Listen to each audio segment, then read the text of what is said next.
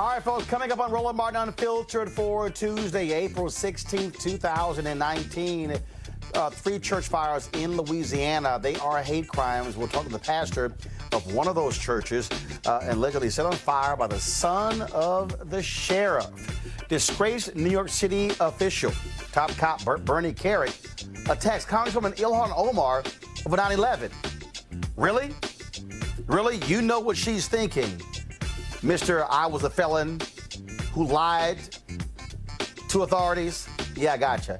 And Donald Trump continues to attack Omar as well, but she's raised a ton of money as a result of these attacks.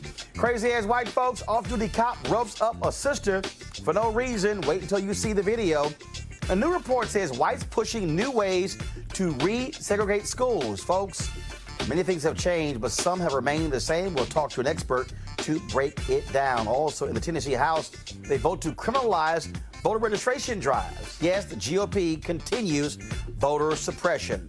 A new poll on what black women voters think of the state of the nation and what they want to see from elected officials. Also, Nipsey Hussle's death inspires Kings Stop Killing Kings rally in New York City. Tamika Mallory and my son, both of them spoke. We'll have the video for you. Folks, it is a jam-packed show. It's time to bring the funk on Roland Martin Unfiltered. Let's go.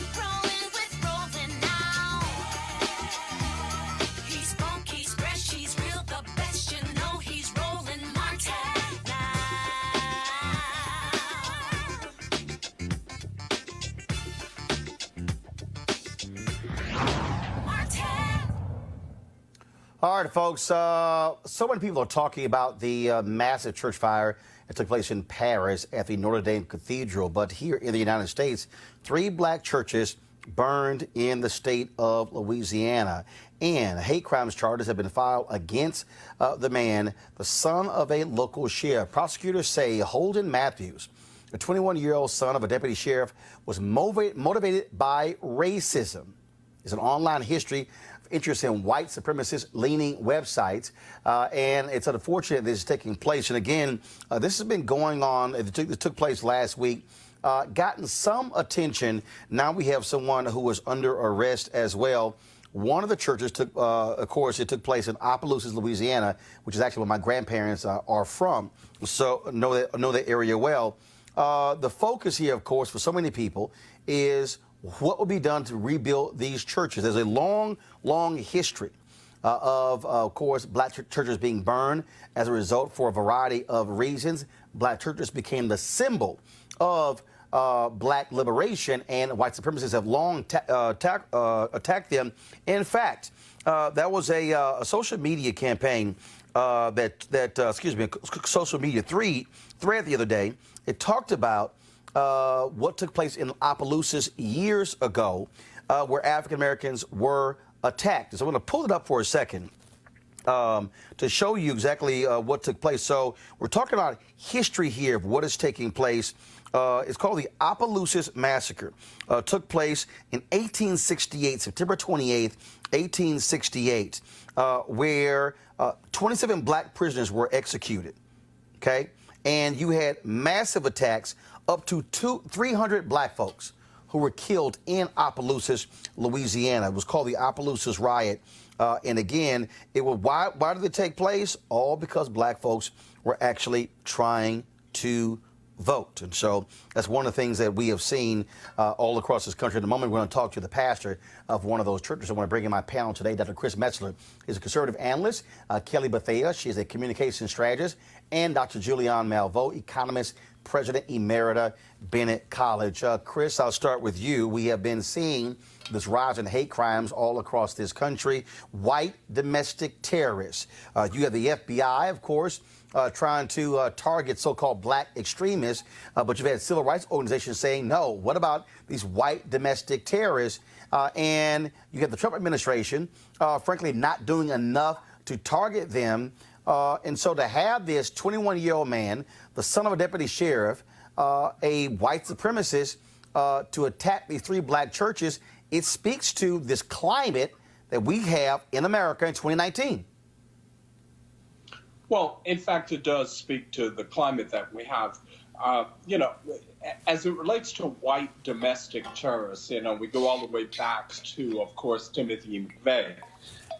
And, you know, we seem to, in fact, have an increase. I believe that the Justice Department should be vigorous in its efforts against anyone. I don't care what the color of their skin is.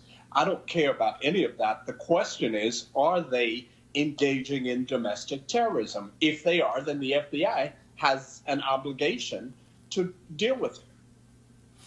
And Julian, look, but the reality is we have seen this repeatedly. You see the increase in anti-Semitism. You see the increase in white supremacist groups. You look at, of course, Heather Heyer being killed in Charlottesville. You had the folks marching there. I mean, what we are dealing with here, and I keep saying this, I'm actually working on a book on this, we're dealing with white fear. We're dealing with folks in this country who cannot handle the changing demographics in this country. We have seen this historically when you have people of color, African Americans, Latinos, and others who are demanding full citizenship. We're seeing the striking back. And so you have this guy here, you got Dylan Roof. We can go on and on and on. White domestic terrorism is a problem in the United States. But they don't want to use the terms white domestic terrorism. As you said before, they will say black identity extremists, but they won't say white domestic terrorists. And these are terrorists, but there is a very long history of white terrorism. We can go back to post-Reconstruction and look at what happened. I'm glad you mentioned the Opelousas Massacre. My family from Louisiana is from that part of Louisiana as well.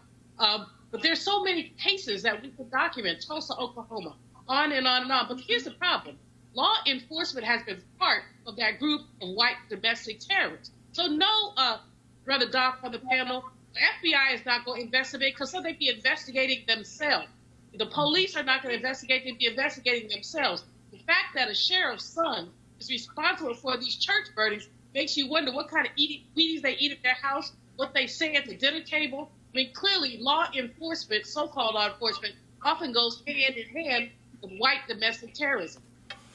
Kelly, here's a tweet from Derek Johnson. I'm going to pull up in just a second. Derek Johnson, of course, is the president and CEO of the NAACP. And this is what he just sent out. It says the recent hate crimes charges against Holden Matthews for the Louisiana black church burnings reinforces the hate-fueled times we live in. Domestic terrorism is real, and we must continue to push Congress to thwart these vicious attacks, especially those against people of color. Kelly? I don't disagree. I mean, this has been something that's been going on for pretty much centuries since we landed off the boats. And the fact that we are still in a position where we still have to say or try to convince people to say that this is a terrorist act because it's a white person. It's insulting, and it's really egregious. The fact that we still have to deal with something so traumatic, so inhumane, and to have people still say that, oh, it's a lone wolf act. Oh, this person clearly wasn't well. No, he did something in light of what he learned from his own society, probably his father included, as a sheriff. So there are no excuses for him. There are no excuses for this type of act, and it not only needs to be investigated, it needs to be prosecuted to the utmost extent of the law. And again, folks, of course, the man who allegedly did his crime, 21 years old, and charged with a hate crime, the son of a deputy sheriff. And, of course, they say motivated by racism. Let's go to our second story, talk about motivated by racism, the constant attacks on Congresswoman Ilhan Omar of Minneapolis by Donald Trump and Republicans as well. Last night, Trump was in Minnesota for a rally. He told a local television reporter who asked him about the 9/11 tweet that he sent out about Congresswoman Omar. And here's what Trump had to say. No shock here. Congresswoman Omar sent out a release last night saying that your tweet from a couple of days ago has led to direct threats on her life. Any second thoughts about that tweet and the way it was produced and put together? No, not at all. Look, she's been very disrespectful to this country. She's been very disrespectful, frankly, to Israel. She is somebody that doesn't really understand, I think, life, real life, what it's all about. It's unfortunate. She's got a way about her that's very, very bad, I think, for our country. I think she's extremely unpatriotic and extremely disrespectful to our country. She's got a way about her? Really? A way about her. Fox News last night, Bernie Kerik, the man, of course, who lied to authorities, who went to federal prison as a result of that. The same man who also used an apartment for his sexual affairs that was supposed to be used by folks who were, of course, at the site of 9/11. He attacked her on Sean Hannity last night on Fox News. But I lost 23 people that work for me. We lost 400 first responders and close to 1,700 people that were in the building. Unbelievable. And so you hear her anti-Semitic comments. Then the comment, really struck by what she said about, the way they say Al-Qaeda. No. Well, here's the issue, Sean. She's infatuated with Al-Qaeda, with Hamas, Hezbollah. She was at CARE at a fundraiser. She was the keynote speaker at a fundraiser for CARE, which, according to the United Arab Emirates, an Arab nation, they are a terrorist organization. Okay, I'm sorry. Please show me the evidence, Bernie Kerik, where she's infatuated with Hamas, infatuated with Al-Qaeda. Folks, what you have here, or you have white folks like Bernie Kerik, like Donald Trump, who do not like the fact that you have the first one of two Muslim women elected to Congress. They are the fourth Muslims to be elected. Of course, you had Keith Ellison, Andre Carson. Now you have, of course, Tlaib from Detroit, and then you have Omar. To question, for Trump to say she doesn't understand a woman who was a refugee, a woman who escaped war in her home country to come here. No, I think she understands life a hell of a lot more about life than Donald Trump. What you have here, Julian, you have the consistent attacks because they do not like the fact that you have that the people of Minnesota elected a Muslim woman to Congress. That's what you have going on here. Well, more than that, you have a hijab-wearing Muslim woman to Congress. And part of the issue with them is her hijab, the fact that she does cleave to her religious beliefs. Also, the fact that she's extremely articulate, the fact that she is very focused. She does not defer to Israel, to the popular notion that to be anti-Israel is also to be anti-Semitic, because we know that that's wrong. And CARE is not a terrorist organization.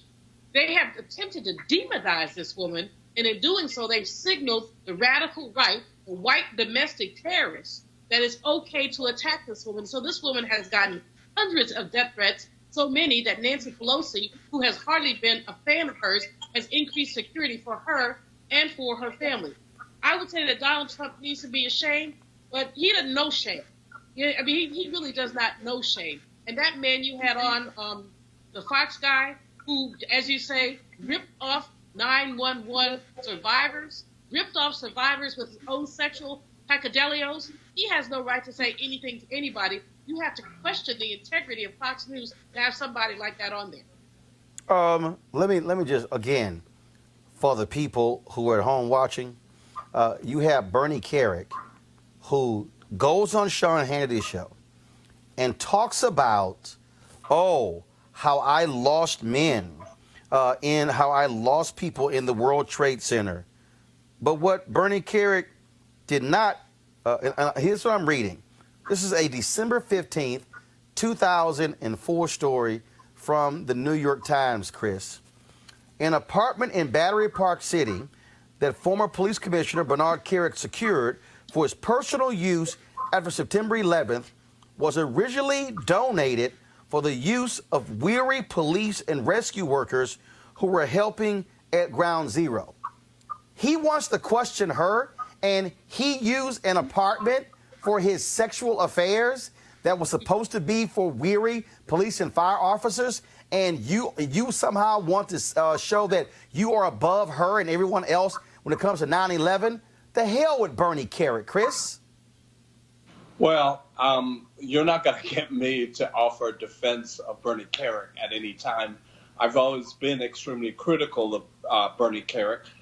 When he was nominated for the Director of Homeland Security job and had to withdraw during the Trump administration. So as it relates to Bernie Kerik, I put no stock whatsoever in what Bernie has to say. I think, though, the issue relative to Omar, look, I'm not a fan of Omar either. I don't believe that from the standpoint of all of the rhetoric she has put forth relative to Israel and all of those kinds of things, I just don't think that it's either appropriate or smart politically. But I don't, by the same token, let me not be heard as saying that I believe because she has come forth that she is worthy of death threats. I'm not saying that at all. I am just saying that with these two people, I am not a fan of either one of them because they are not, in my view, doing anything to advance the agenda. And as someone who used to be a special assistant attorney general in the state of Minnesota, I understand Minnesota politics very well. And she was elected by a constituency to whom she is beholden. And that's just the reality of this situation. Kelly, again, what you have here, you have people who do not like the fact that Representative Omar dares to question or challenge Israel. In the moment, I'm going to play for you a comment that Bernie Sanders said last night, where he said it's not anti-Semitic to actually challenge Israel. Your thoughts? It's not. I don't understand why we have such a powerful tie to Israel when it comes to things like this. We can be critical of almost every other country that we are allied to except this one. And it's bothersome because it restricts, important opinions that can actually further diplomacy. But back to Trump's comments about how she's been disrespectful to this country, you could write a Bible's worth of what Trump has done and said that has been disrespectful to this country, from calling, Hispanics, Mexicans, Latinos, and the like rapists and murderers on his campaign trail, to actually banning countries from coming into the United States or going out of the United States, to, just the blatant disrespect towards women, the blatant disrespect towards minorities. The list goes on. So the hypocrisy is not lost on anybody, but I definitely just wanted to note that. Well, again, what you have here, you have, Julian, a plan by Donald Trump to focus on fear, to raise the hackles of white voters. She's so weird. She's different. I don't know where she comes from. Questioning literally her even presence in America. That essentially is what Donald Trump is doing. Well, he called for her resignation some time ago. He's attempted to demonize her, to make her seem different, just as Kelly just said about Mexican, quote, rapists. I mean, he has attempted to marginalize and demonize this woman, as you said, using the politics of fear. If you look at what she stands for, she is not a radical extremist. In terms of most of her domestic public policy, she's quite in line with many other liberals, not even super progressives, but just liberals. In addition, as Bernie Sanders said, and as Kelly said, why can we not question Israel? The fact is that Israel exists because of extreme U.S. State Department foreign aid. We are propping up the killing, the disaffectation of the Palestinian population, people thrown off their homes, and then Netanyahu comes in and says he's going to settle, for the West Bank, eliminating the possibility of a two-state solution. This makes no sense in the United States, who will criticize any other country for any other reason, needs to look at Israel very critically. Human rights are Palestinian rights too. And Chris, on that point, I mean, the reality is President George H.W. Bush held up billions to Israel because of them building on settlements. This notion that somehow you can't even question Israel or you can't question their lobbyists is nonsensical. She's a member of Congress who is there to represent her constituents. So we somehow can't question another country because they are an American ally? Well, listen, as a member of Congress, she can question whomever it is that she wants to question. I think for a number of Republicans, the issue is they, in fact, believe that her comments are all about the Benjamin comments, all of a number of other comments are simply disrespectful and out of line. But Chris, was it disrespectful when Donald Trump stood before the Republican Jewish Federation and literally said that Netanyahu is your prime minister? They were Americans. When Donald Trump literally talked about not needing Jewish money and saying because you want to control politics, I mean, I'm just trying to understand how that's acceptable, but somehow, oh my goodness, her daring to challenge Israel is somehow bad. Well, I'm not saying that it's acceptable. I'm simply giving you what the arguments on the right are relative to this, because fundamentally, look, there is an element, and there are certain people on the right with whom I've spoken who have said, we don't need 9/11. We have government infiltration by people who are being elected to government. And so from my standpoint, the issue is these arguments are the arguments that are moving forward. And so what I have said to a number of my colleagues is, listen, if those are the arguments you're going to have and those are the positions that you're going to take moving forward, you need to, in fact, examine those arguments. And so I'm simply presenting an opposing point of view to what's being said here. Bottom line, Kelly, what we are seeing here, we are seeing a precursor to Donald Trump's strategy in 2020. It is about fear. It is to demonize those who are Muslim, demonize those who are undocumented workers, demonize anyone because he is trying to ramp up his white voters. And we've seen this strategy before, right? In the course of our history, we have McCarthyism. We have, during World War II, regarding the Japanese internment, the propaganda therein with that. During Reconstruction, once the enslaved were emancipated, the propaganda regarding that as they integrate into or try to integrate into society.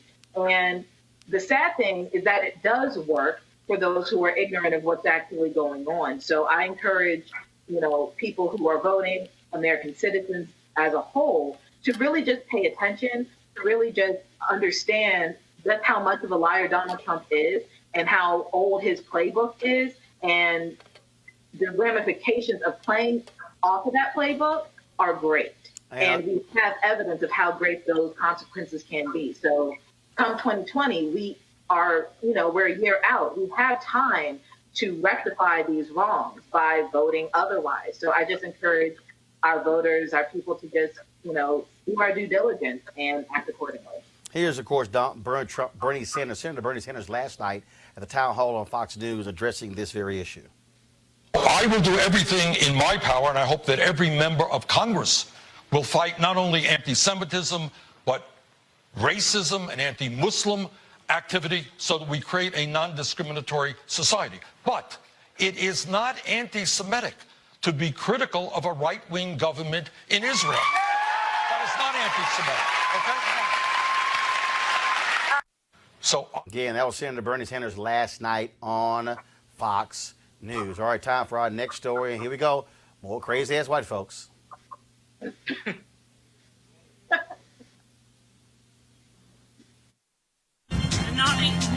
white. I got you, huh? Illegally selling water without a permit on my property. Whoa! Hey! Give us your badge. You don't live here. I'm uncomfortable. All right, folks, and here's the deal. A group of black women go to the apartment complex where some of the women live. According to one of the women, they are confronted by an off-duty Nacogdoches, Texas police officer. Now, he is not in uniform. The officer identifies himself as a security officer for the complex, and when some of the women ask to see his badge, the group begins to disperse. The officer then becomes belligerent and tackles one of the women. Oh my God! What the fuck? Oh my gosh! Call somebody right now! Let go of her! Yes, I'm out at Verge. It's called Grow. He's over here trying to talk to my friend. We are leaving.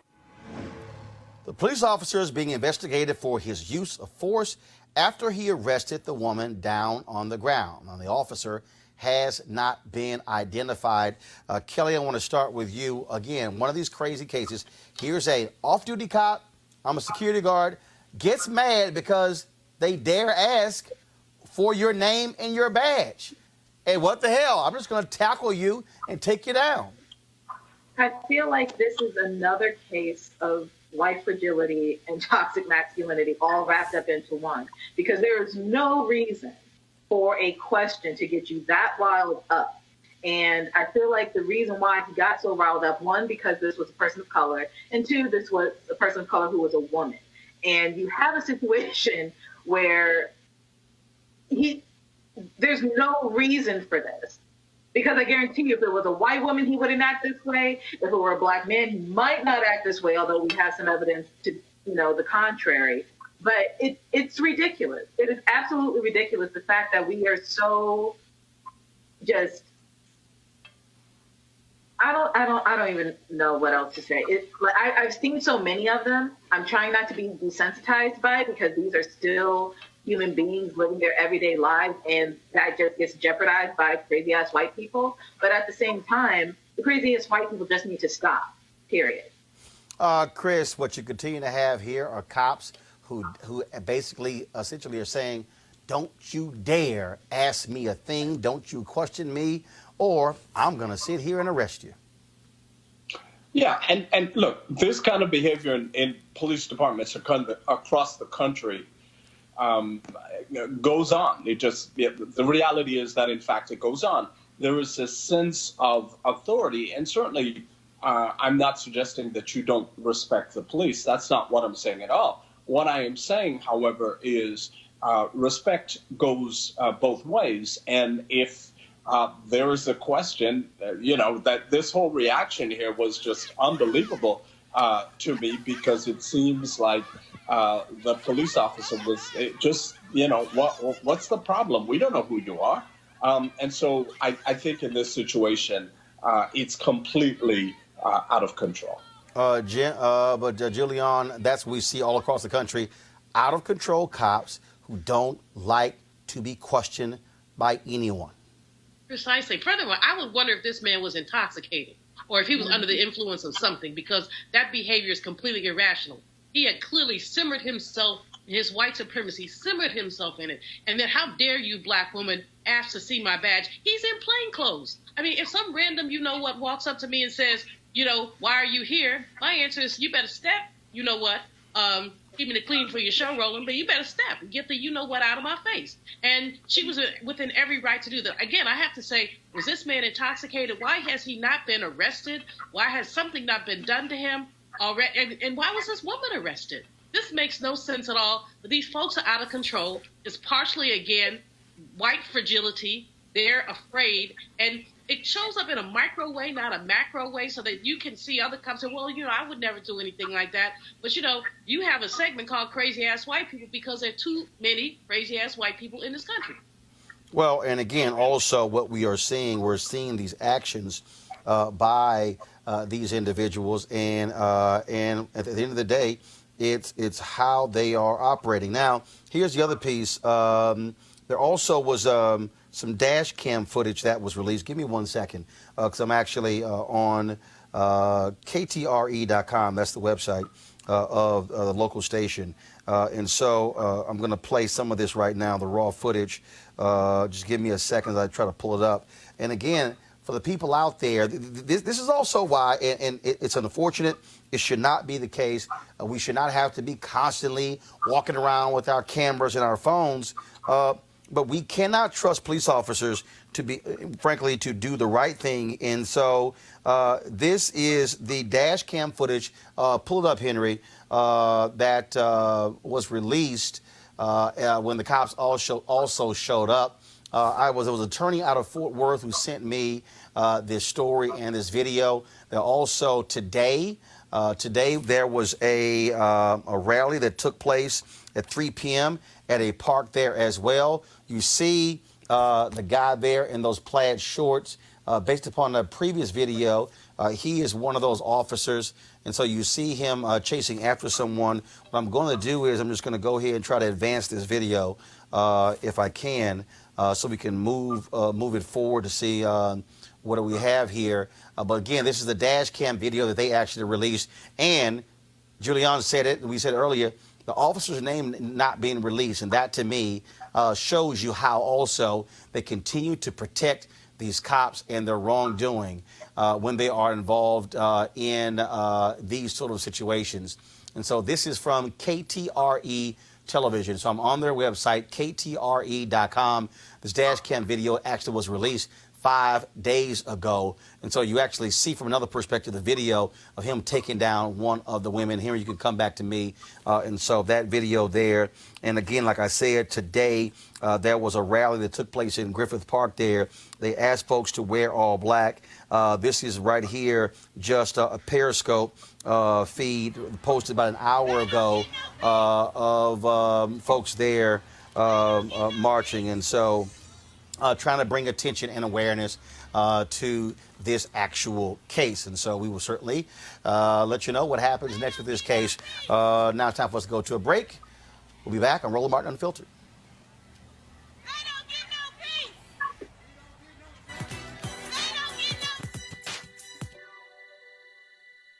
Whatever the white man has done, we have done and done better.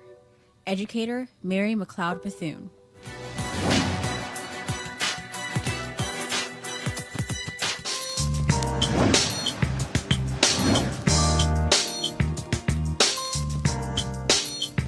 All right, folks, hashtag HBCU Giving Day. University of the Day is Southwestern Christian College. Of course, Southwestern Christian College was founded in 1948, located in Terrell, Texas, the hometown of Jamie Foxx. It is a private college operated by the Churches of Christ. If you want to support Southwestern Christian College, you can go to swcc.edu,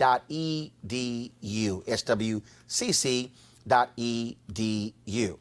All right, folks, there were two huge decisions in the mid-1950s, Brown versus Board of Education, and then Brown 2, that dealt with segregation in our schools. But the reality is, ever since then, America still has not dealt with the reality of segregation. You have folks who have still been fighting this since 1954. What we see today, we still are seeing segregated schools. Why? Because our schools are based upon our neighborhoods. That's one of the things that we see. And then at the end of the day, what you have here is that you have largely white neighborhoods, you have largely black neighborhoods. We're still seeing, though, that segregation is growing in 2019. Why is that? Joining us right now is Zahava Statler, Director of Policy, Ed Build. They are a nonprofit organization focused on bringing common sense and fairness to the way state funds public schools. We keep talking about this over and over and over again, Ms. Statler. And at the end of the day, the problem continues to be really how our neighborhoods are constructed and how people want their dollars to go to their schools. And if you make more money than somebody else, you can frankly, in essence, create your own school district as a result of the money you make and where you live.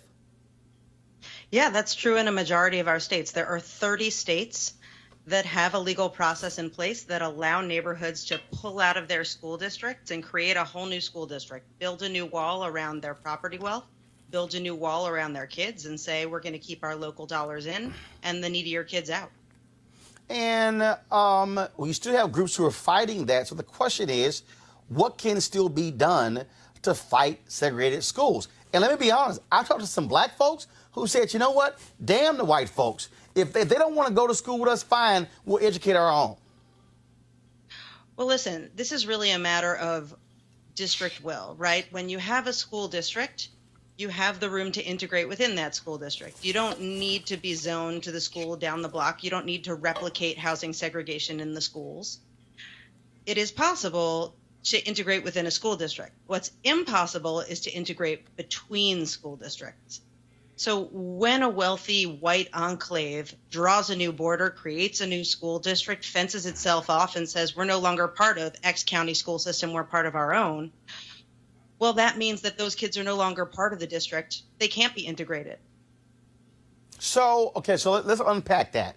Because what you're talking about is what Dr. Steve Perry often talks about, zip code discrimination. And that is you can only go to your neighborhood school. So are you saying that what the way school districts should operate is that if you want to go to any school in the district, you should be allowed to? Well, really, it's a matter of district policy. You know, if you think about it, when you say neighborhood school, New York City is one big school district. And they have a way of enrolling students in high schools that are of interest to them across the district. You know, every school district in Florida is an entire county. The way that county is run, the way that district is run, those schools could be integrated, or the county district could choose not to integrate those schools. That's possible within a school district when you draw the lines big, when you draw the lines broadly. But when a local neighborhood says, you know what, we're not so interested in part of your school district, we're going to draw a new line, we're going to create a micro district, a little splinter district that's just for our kids, what happens then is those kids aren't available to be part of a district-wide integration plan, and that means that it becomes impossible. But the reason this is happening isn't just about diversity, it isn't just about integration, it's also because the way we fund our school district starts at ground level with local property tax. So when a wealthy community says, I want my dollars to go for my kid and not other people's kids, that's when these lines get wrong. So well, and about the money. And that's really exactly how it happens. And so you have these parents who will go to these places and say, you know what, change it. And look, it even happens when you talk about on a college level. I remember in Texas where they put in the top 10% rule after the Hotwood decision came down. They said you couldn't use race. They said, fine, if you graduate in the top 10% of your high school graduating class, you're automatically admitted to the state universities. Well, all these white parents in Austin, Westlake, and others are complaining, well, our kids, you know, all these kids at our kids' school are smart, so therefore, why should this kid at O.D. White in Fort Worth, who has a lower SAT score, be able to get into the University of Texas, and my kid can't? They actually got the rules changed. And so you have white parents who use their money and their power to change the rules, because even when you have a race-neutral policy, they still bitch and moan.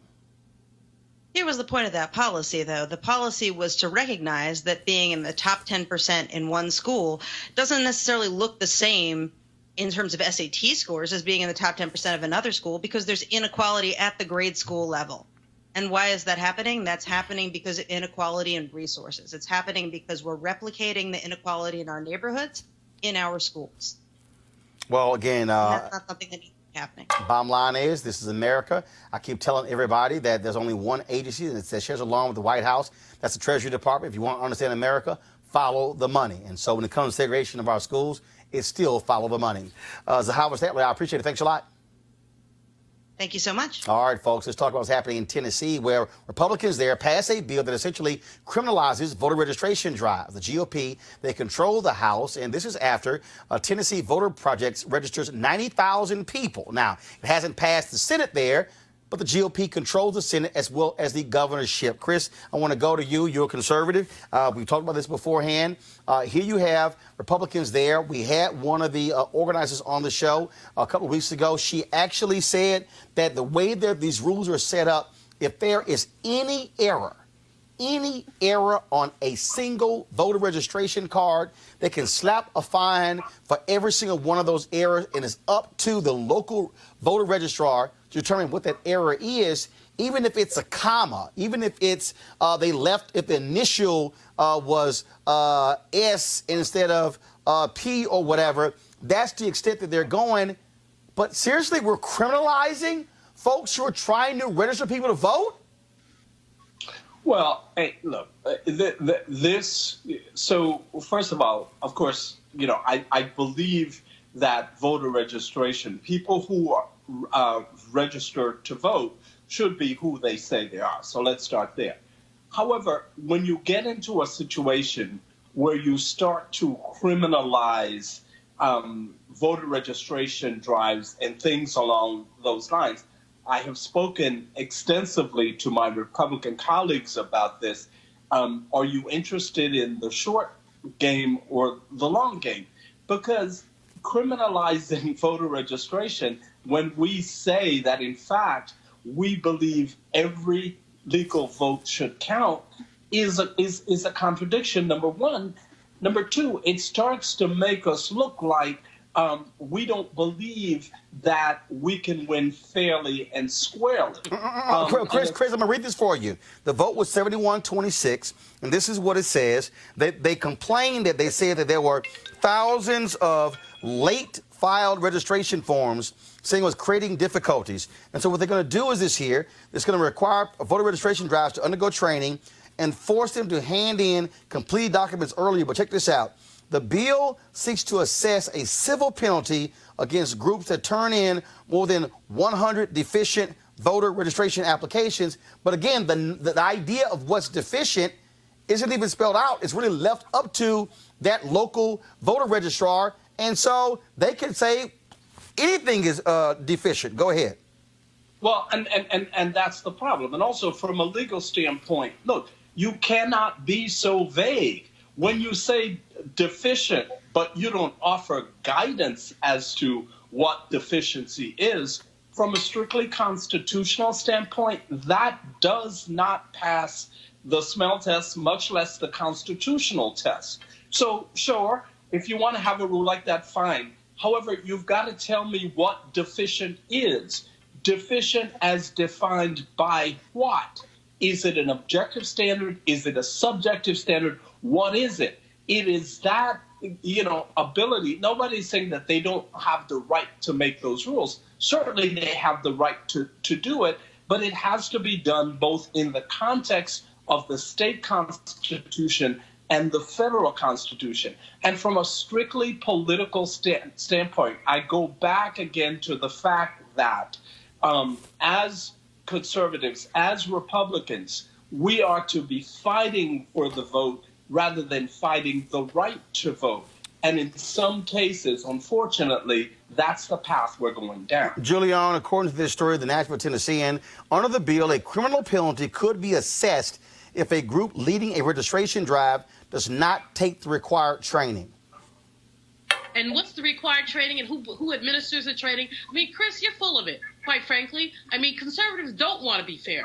Conservatives have consistently attempted to suppress the vote. Let's look at Georgia. Let's look at Florida. And let's look all over the country. People are registering voters because we see it. We know that when people want to be included and vote, we're seeing different results than what the status quo is right now. That's why you have all this diversity in Congress now. That's why I have more women. That's why I have Ilhan Omar in Congress. No, y'all don't want that. Y'all want to arbitrarily, if you left out a period or hyphen or something like that, say, first of all, throw the registration out, but more importantly, attempt to suppress people's ability to register voters. That's unreasonable and it's unfair. Kelly, check this out. These people are where they're coming from.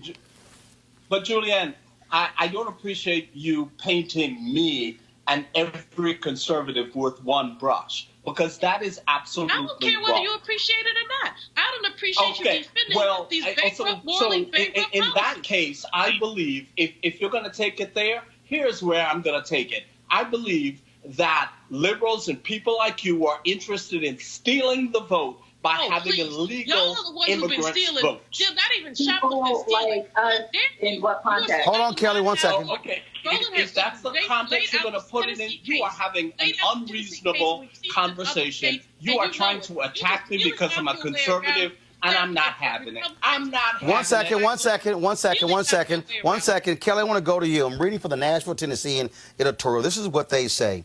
They say right here that the Tennessee, first of all, the draconian approach will make Tennessee the only state to criminalize the submission of voter registration forms.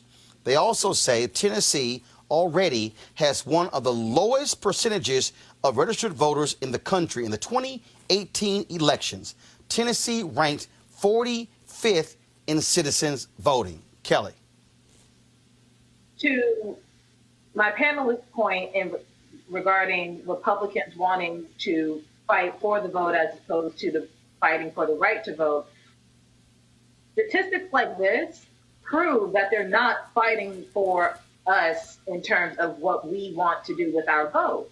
And with laws like this, who does it impact the most? It impacts people of color, it impacts minorities, it impacts the elderly, because we still have a portion of our population that is still, old enough to not have all the required documents, such as a birth certificate. My grandfather has technically 2 birthdays because he wasn't allowed to be registered as a baby where he was in South Carolina. So he has legally 2 birthdays because of racism, basically.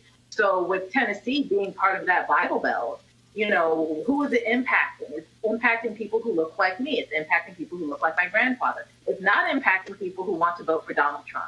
It's not impacting people who want to preserve racism in this country. So again, I disagree with my panelists here in saying that this is what you guys aren't trying to fight for. It's proof that this is what you want to do. And again, folks, what you're dealing with here is, as a Tennessean editorial says, the complaint is not people who were voting illegally. The complaint is we just had too many to process. That's literally what the complaint is. And that's why there's a bill. It was just too many forms to process, which means that voter registration was working. All right, folks. Speaking about the whole issue of voting, for fighting for what's right, last year, the folks that asked me to launch their I Am campaign, trying to focus on, of course, the next 2 years. Of course, following in the footsteps of Dr. King, working with the sanitation workers to get changes made in, of course, when he went on strike in February of 1968. Lee Saunders, the president of AFSCME, and he gives us an update on their I Am campaign. In March 1968, Dr. Martin Luther King Jr. spoke at Mason Temple in Memphis, Tennessee. Here's what he said in support of striking city sanitation workers. You are demanding that this city respect the dignity of labor. So often we overlook the significance of those who are not in professional jobs, the so-called big jobs. But let me say to you tonight that whenever you are engaged in work that serves humanity and is for the building of humanity, it has dignity and it has worth. Now is the time for us to be the change we want to see in our communities. That's what the Memphis sanitation workers did in 1968. 1,300 men and their families standing together, standing up to bigotry and brutality, risking their livelihoods by going on strike, insisting that their work serves humanity and has dignity. They were the change. Dr. King, who lost his life elevating their struggle, was the change. And exactly 51 years ago, the Memphis sanitation strike ended, with the city conceding to most of the workers' demands. Now it's time for you to be the change, for you to carry the mantle, for you to stare down injustice and inequality. Ask yourself what you would have done in 1968 and do it now. Be the change. That's my challenge to you today. I challenge you to demand more for our communities and more from our elected officials. More education for our children. More affordable housing for our neighbors. More infrastructure investments that create jobs in our communities. More rights and freedoms for working people. More access to the ballot box for everyone. In 2018, The I Am campaign engaged thousands of people in communities of color nationwide. We became the change. We were part of a movement that set a new course for our country. This year, our work begins anew. We have opportunities to show those in power that you matter and that you are here to stay. The time is now. We need you. Stay engaged. Start by checking your voter registration status and learning who your elected representatives are. And follow us on Instagram at IamBeTheChange. Change doesn't happen overnight, but it begins now, and it begins with you. We certainly thank AFSCME for being a partner here at Roland Martin Unfiltered. Last week, Nipsey Hussle's funeral took place in Los Angeles, packed house at the Staples Center. But on Sunday, that was a rally in New York. It was called Kings Stop Killing Kings March. It was led by the rapper My Son, who knew Nipsey Hussle well. Also, one of the folks who spoke there is his good friend, Tamika Mallory. And here's some of that rally. That it was bothering me, it was on my heart, the parallels of the two Eric Holders. One Eric Holder is accused of killing Nipsey Hussle. The other Eric Holder was the Attorney General of the United States of America, the first black. Those two people matter equally. I know that we want to condemn one for taking our brother's life. But we must recognize that the system that has been discussed here today, it made that Eric Holder and the other Eric Holder. And it is our responsibility, brothers and sisters, not to look at the shooter as being someone who our community does not care about. If we don't care about the person holding the gun as much as we do the person on the other side, we're missing the mark. All of our brothers and sisters matter. I will stand with my people every time. Every time. So when they tell me to speak against my brothers and sisters, I will not do it. I will not condemn us because America has condemned the black and brown woman and man for too long. All right, folks, that was one of those videos there. This also, the video I'm going to share with you, this was shot by Damn Deans at the very same march as well, so go to that.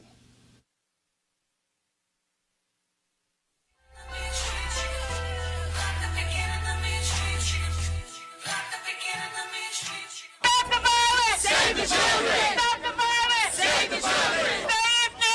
Nipsey Hussle! What's his name? Nipsey Hussle! Today we are pledging to stop killing kings. Kings are stop killing kings. You know, we just lost Nipsey Hussle, which was a very inspirational, motivational part of my life. Some didn't even listen to his music, but then when this happened, you started doing research and listening to his message. So this is what we're here for. We are here to reaffirm that we are brothers and we are sisters, and that we love each other. As we march down here, every so often I want you to look at a brother and say, I love you and I respect you, King. And I want to see you live. You might age with time comes wisdom. And his wisdom, he was wise beyond his years. So a lot of us are looking for that wisdom. A lot of us want to do something better. A lot of us want to do something different, and we don't know how. He was one of those people that was the extension cord to explain to you how to do something different. He was telling you not to be violent. He was telling you to be entrepreneurs. He was telling you to educate yourself. He was telling you to unify.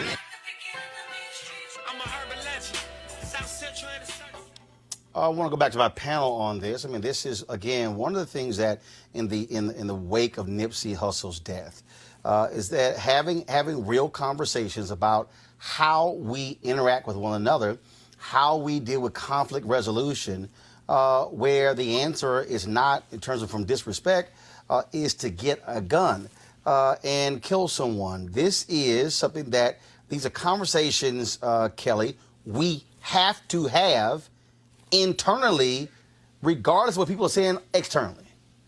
We absolutely need to have that conversation. But I also want to note that I was reading up on this march, and the notion of black on black crime kept coming up. And I really want people to disabuse themselves of the notion that black on black crime exists. These crimes happen because of proximity, and black people are proximate to black people. Right, but here's my deal. Here's my whole deal. Okay, if somebody says black on black crime, I'm going to say white on white crime. And I'm gonna say, so my deal is, the problem for me is when we allow folks to somehow establish that there's black pathology as if white folks don't kill each other. But I still believe, though, that fine, even if that's the case, we still have to deal with the reality of what happens in our communities where we are killing each other and the PTSD, the trauma that it is causing as a result. You know, Roland, No, I absolutely agree. Hold, Julian. Kelly, finish there, Julian. No, I was saying I absolutely agree with you with that. I just wanted to put that notion out there because that in itself can be toxic to the further discussion of what we really need to do in our communities to stop this from happening. We definitely need to invest in more therapy. We definitely need to invest in more community engagement and outreach in order to, better our communities and better our mental health within our communities. But this is definitely a great start. The march was definitely a great start. Julian, go ahead. I agree that the march is a great start, but I think we've got to peel back the layers of, again, this is about white supremacy. It's about follow the money. Why is there such a proliferation of guns in the African-American community? And there are too many guns in this country anyway. For in our community, you don't have to go too far to find an illegal weapon. You don't have to go too far to be able to shoot somebody. It's just too easy. But Julian, here's the deal. Here's what I'm going to push back on that. Because even though access to guns, how easy they are, I don't have one. And what I'm saying, this is why I'm saying this. You're right about white supremacy. And what I'm saying is, and I said this when Cleo was here and when some other, the Greg Carr was here, we have to have what I call a reprogramming of black people. Oh, yeah. But that's what I'm saying. The internal conversations are, even if the guns are sitting right, if the gun is sitting in that chair not far from me, there must be something inside of me that's going to tell me don't reach for it. And I'm saying, here's the thing. Go ahead. Here's the thing. Hurt people hurt people. There's a pathology out here that's a pathology of poverty, the pathology of high crime. This Eric Holder who shot Nipsey Hussle, we don't know what his story is. I'm not making excuses for him. He had no business doing it, of course. But Tamika Mallory's point on the tape is a very important point. This is you swim in this water. Yes, we do need to be reprogrammed, but meanwhile, back at the ranch, there's some external things that we can begin to do about gun availability, about better education, about poor employment, all of that. But we can do both, Chris Metzler. And the thing is, we have to confront the real issues of pain, of trauma, of PTSD, all of these things where somebody can say something and a person goes from 0 to 60 in a matter of seconds, and it goes from a discussion to a murder. I was listening to one of the guys who got shot along with Nipsey Hussle, an interview that he did, and he said it literally went from this guy talking to Hussle to 3 minutes later, he shot Hussle's dead. It all happened in 3 minutes, Chris. Yeah, and look, as somebody who owns a number of guns, as I've got sons who own a number of guns, in fact, I think you're right, Roland. We do have to have that conversation dealing with those issues of pain, of trauma, of all of those kinds of things. The issue is not the ownership of the gun. The issue is the fact that we are so programmed to use it in a way that it was not meant to be used. And that's the issue. I talk to my sons about that all the time. So that's really the issue, more so than anything else. Well, let me say this here. Again, this guy, some dude on Jared on YouTube is like, well, why don't you carry a gun? Because I don't need to. Because I don't have to. Because I don't want to. Okay? It's real simple. And what I'm saying is we have to begin the process.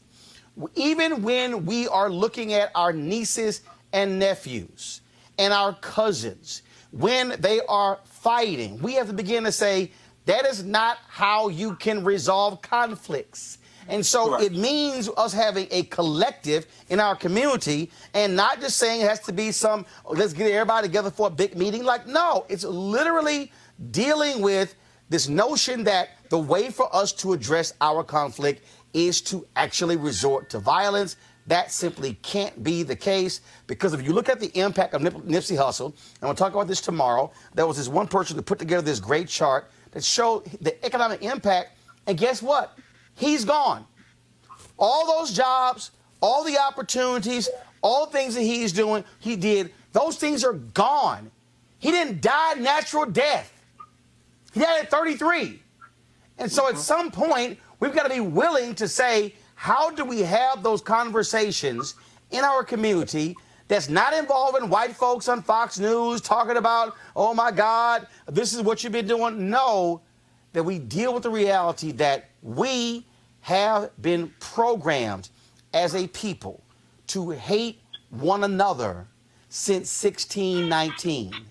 And we have had to deal with terror, generations of terror, generations of mental terror, generations of economic terror, generations of political terror, and we have been trying to claw ourselves out of this. And what I'm saying is, here we are 24 years away from America becoming a nation, majority of people of color, and we have to be sure that we are not ourselves doing the work of white supremacy. So that's why I say there has to be this reprogramming of Black America, and only we can do it.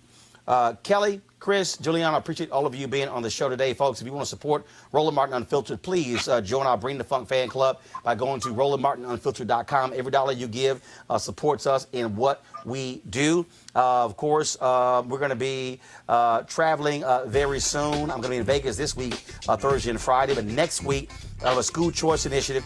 I'm going to be have a town hall in Sacramento next Tuesday. Wednesday, I'm in Houston for the Women of Color Presidential Forum taking place at Texas Southern University. Thursday, April 25th, we're going to be in Virginia Beach for the XQ America town hall event taking place there, where Pharrell is having his music summit, music festival, April 29th. We'll also be broadcasting the show from Greensboro, North Carolina. And so we've got some great things lined up for all of you. We need your support. Your dollars make this possible, along with our partners like AFSCME and so many others. If you're in YouTube right now, you can give right there, or you can go to RolandMartinUnfiltered.com, give to us via Cash App, Square, or even PayPal. So whatever amount you give, $5, $50, $500, doesn't matter. It goes to support what we do and allows us to remain independent, allows us to remain unfiltered. So we appreciate that so very much. I'll see you guys tomorrow. Yeah, H-Town, we going up 2-0 tonight against Utah. I got to go. Holla!